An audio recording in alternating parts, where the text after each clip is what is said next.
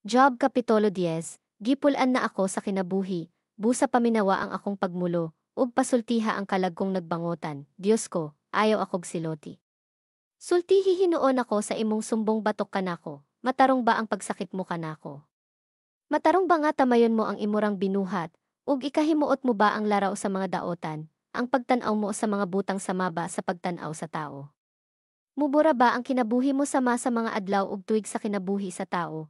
Unya nganong susihon man nimo ang tanan kong mga sala ug ang tanan kong mga kasaypanan, nasayod ka nga dili ako sad-an ug nga walay makaluwas kanako gikan kanimo.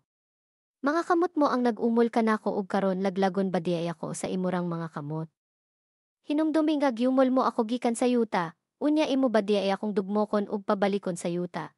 Gihatagan mo gahom ang akong amahan aron ako matao, gipatubo mo ako sa taguangkan sa akong inahan, gibuhat mo ako nga may bukog ug unod, ug giputos mo ang akong mga bukog sa mga unod ug panit. Gihatagan mo ako kinabuhi ug gugmang walay paglubad, ug ang imong pag-amo maoy nakapabuhi kanako. Apan na sayod ako karon nga sulod sa tanang panahon. May gitipigan kadayaing tuyo alang kanako. Naniid ka aron makita mo kon makasala ako, unya magdumili ka sa pagpasailo kanako. Kon makasala ako, masuko ka kanako, apan kon makabuhat akog maayo, dili mo kini panumbalingon. Alaot ako og naputos sa kaulaw.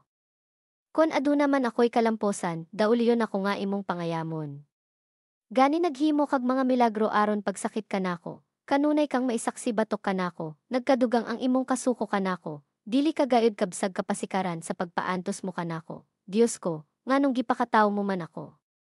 Maayo pa unta nga namatay ako sa wala pa'y nakakita kanako.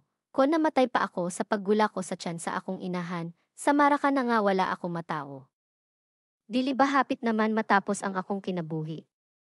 Ayo na akog hilabti.